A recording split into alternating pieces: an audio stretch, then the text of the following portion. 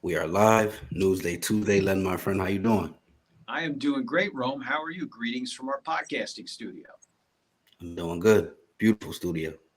Yeah, thanks. We love it here. We'll have to get you in here one day. One Oh live, yes. live. Yeah, it'll be fun.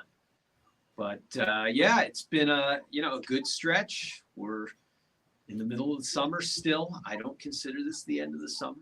And there's a lot of fun things to do. So before I get to the news, I got to give you some of the fun stuff, like we always like to talk about. What am I watching now? I just got off an Olympics 2-week sugar high. No more. So you got to find something else. There is this show called Bear that is great. I can't remember which network it's on. They just dropped season 3. If you've ever worked in a restaurant like I have, like you can feel the tension. I was talking to one person back in the investigative corner at the station today, and she was saying it's like almost too tense to watch if you ever have worked in a restaurant. But you should check it out if you haven't seen it, Ron. Yeah, gotta check it out. Cooks be And mad. then, yeah. Oh, they get angry. They get angry too. But if you're not going to watch something like that, sports, check out these Milwaukee Brewers. They are the team of the week as far as I'm concerned. These guys came out of nowhere. They have no budget, and they're in first place in the National League Central Division. So that could be cool in another month or two as we get toward playoffs and all that stuff. Nice.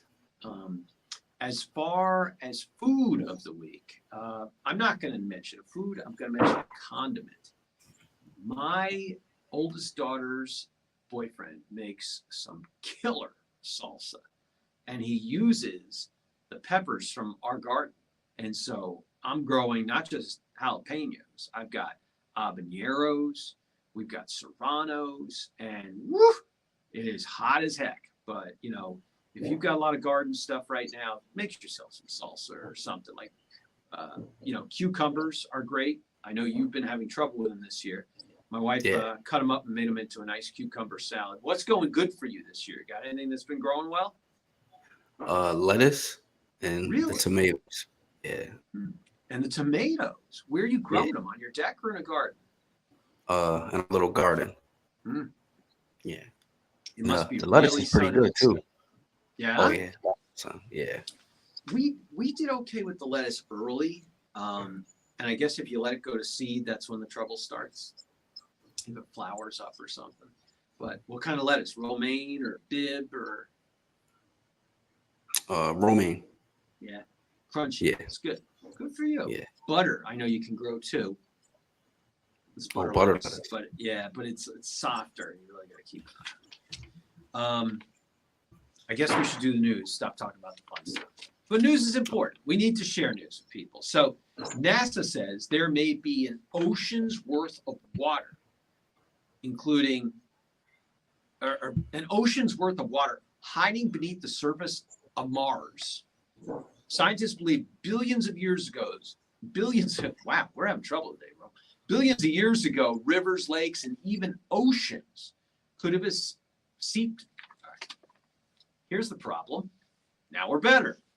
Could have seeped from the surfaces of the planet. The reservoir, thought to be just 7 to 12 miles into Mars' crust, could be enough for an ocean spanning the planet a mile deep. So, wow. You know what they say, if there's water, life on Mars, maybe it's not as far-fetched as we think. The government is rolling out a new initiative called Time is Money. One of their main goals to help get you off those hard-to-get-off magazine subscriptions and other subscriptions. Subscription companies purposefully make it as difficult as possible to unsubscribe or do all these other things so they can hold on to your money as long as possible.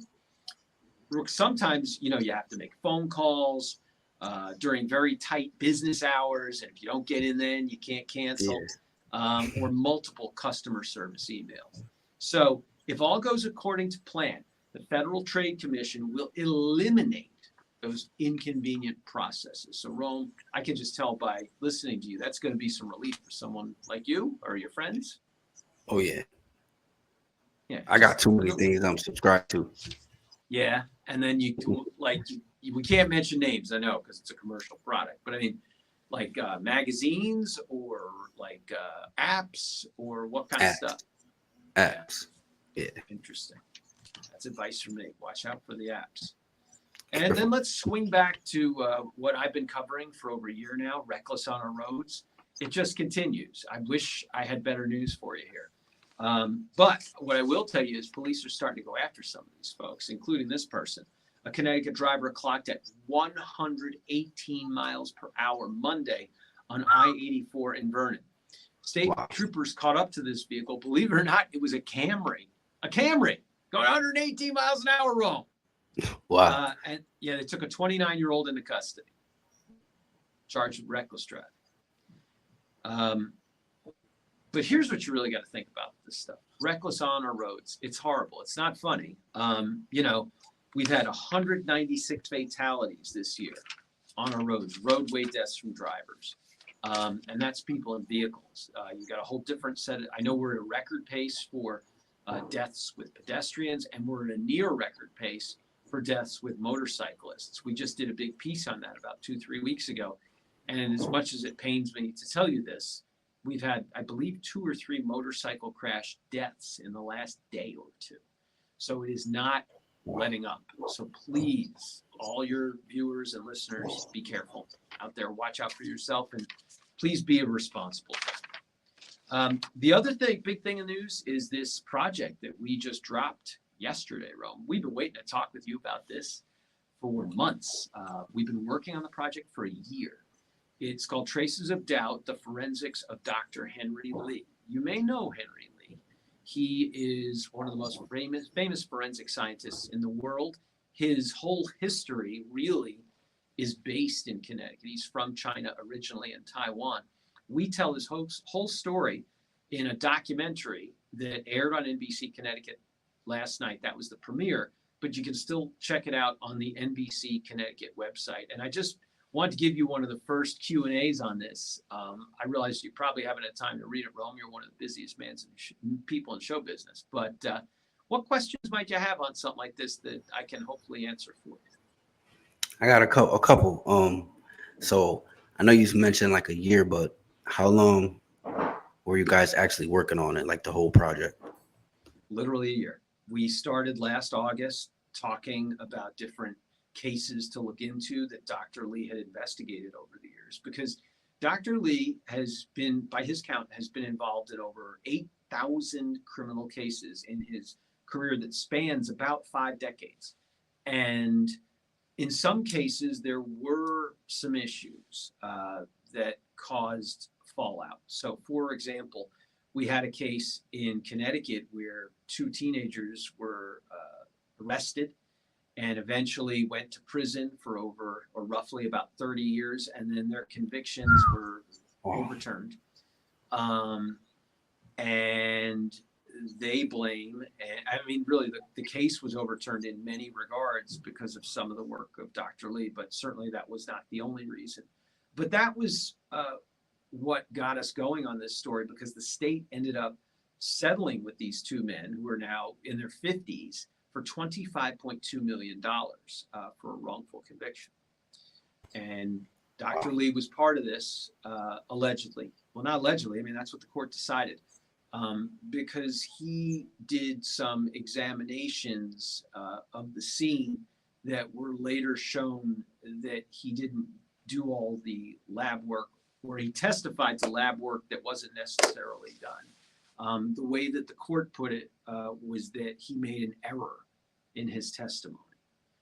He stands by his forensic work on that case and several others that we review in this documentary, including OJ. You of course know about that, the Phil Spector case, and there's some other ones. My colleague Caitlin Burchell actually traveled with our crew down to Louisiana to do a case down there that Dr. Lee was involved with. I traveled to Baltimore, New York to talk to some experts. We talk about the Phil Spector case in Los Angeles. So a lot of ground we covered. Yeah, lots of work. How many people from NBC Connecticut are working on it? You could say it's a large team or a small team, depending how you look at it. But we think it was a smaller one. It was 8 people. It was me, another reporter, like I said, Caitlin Burchell, who is an investigator in NBC Connecticut Investigates, along with being our NBC Connecticut Response consumer reporter and a consumer investigator. We also had our producer, Catherine Loy, our executive producer, Lorraine Rowe, photographer, Steve Pancione, photographer, Garrett Allison, photographer, David Mulligan, and content producer and the main editor, Doug Steinman. So it was a big crew. Wow, big project. Yeah. Dr. Lee had a long public career. Did this make some of the reporting harder or easier?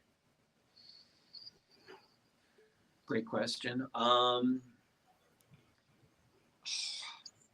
Harder in the regard that there's so much ground to cover, but easier in the regard that there's so much ground to cover, because you could certainly pick out some of the ones that stood out for both being famous or infamous. So you were probably too young to remember this, but you might have heard about the case where a woman was chewed up in a wood chipper by her husband, put her in a wood chipper after he murdered her. Oh, wow. Not here. They couldn't solve that murder, and Dr. Lee was one of the main people that made that happen. You're going to see that in the documentary. But then, like this case I was telling you about, Sean Henning and Ricky Birch, and the murder they were convicted of, and then of course that conviction was overturned out in New Milford. You're going to see tons of that in our piece. But with all these pieces, with all these cases, what's really interesting is our photographers, that massive staff I just outlined for you, they worked for months to pull up all the file from our NBC Connecticut archives, because there's a ton of it. And so, you watch a lot of these crime things and they're reconstructing video and all that stuff. You don't see that here. We have like file tape, because Dr. Lee was a very public figure. He's 86, 87 now, depending how he quantifies it. I'll leave that there. There's just tons of file tape from NBC Connecticut, NBC Network, even Dateline. You'll even see a lot of former NBC Connecticut talent in the piece, with little cameos here, and they'd be like, I remember that guy, I remember that lady. So it was quite an effort, Ron. Nice. I got 2 more questions. Sure. What are some of the cases you guys discussed? So we talked about this Henning Birch case, where there was this $25.2 million settlement. We talked about O.J. Simpson a little bit. We touched on O.J. The Phil Spector case. Remember that guy with crazy hair? Well, you'll see it. He was convicted of murdering a Los Angeles actress, and Dr. Lee was involved in that case that, gave him some negative publicity. We also talk about a case of someone named Wendell Hassan and David Weinberg. In both of their cases, Dr. Lee was involved, and their cases weren't necessarily overturned, but they got out of prison early. So there's a bunch we talk about. We talk about the wood chipper case, which is absolutely fascinating. Everybody says the O.J. Simpson case is what put Dr. Lee on the map, but many people, at least locally in Connecticut, would argue that it was the wood chipper case, where they couldn't find out what happened to this woman, and then Dr. Lee and his team got involved, and suddenly they did find some things. So, it's an interesting documentary in that there are some cases where he's criticized, but then there's a lot of cases where he did a lot of good things. And we, of course, leave it up to the viewer to decide, what they think in terms of how they judge him. Right, nice. Last question. I know this might be NBC's first investigative documentary. What were some of the challenges doing it? Just little things. Rome, we're always doing what are longer than daily news projects, because my normal pieces that air during, the year are anywhere between 2 and 4 minutes, but this was 55 minutes. And so some of the challenges had to do with how do you stay organized? And we learned a lot about project software. I know that sounds strange, but you don't just want to keep this on a bunch of Word docs or on a Google sheet. That's not going to work.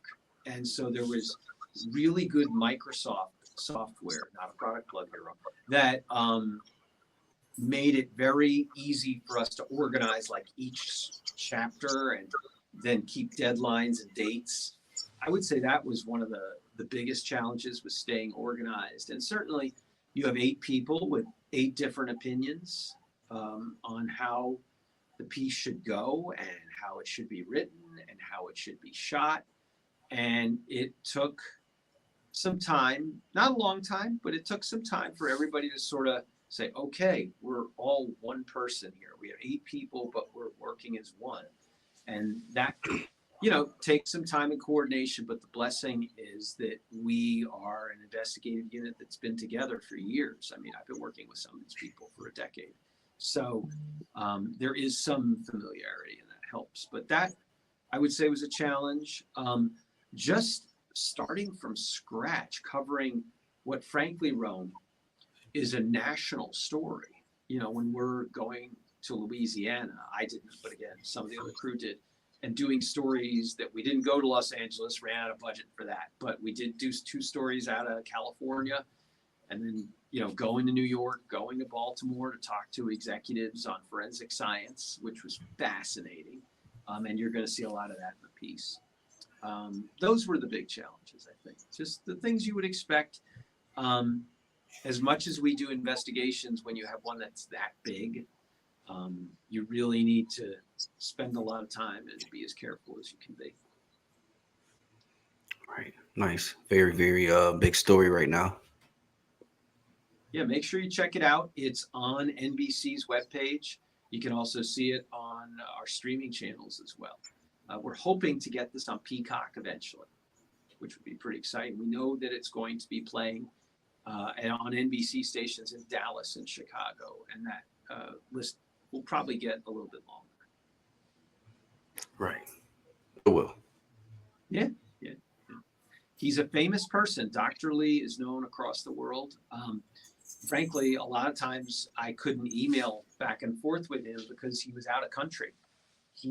During the course of this project, he was honored in China and they dedicated a museum to him. He is still a very active speaker. We got video when we started the project where he was speaking at the University of New Haven, even though he doesn't actively investigate cases anymore. And he says he really doesn't want to at this point. I mean, he's done his shift when it comes to that. So, he's very busy, very engaged. He was in, I believe it was the Balkans, like Croatia and stuff, while, we were doing this process and going through everything. And so he's still a very busy man, very active. People know who he is when he's walking around on the campus, that's for sure. I bet. Yeah. Nice. Well, that's it, right? Newsday Tuesday. Yeah, that was a good news day Tuesday. We gave you a big one today, but there's a lot going on. Yeah, that's a very big one right now, Dr. Lee. Yeah. Check it out, NBCConnecticut.com. You can watch it anytime you want. And we'd love your feedback. All right. Appreciate it, Len. All right, Rome. We'll see you next week, my friend. For sure. See you next Tuesday. All right. Take care. All right. Take care.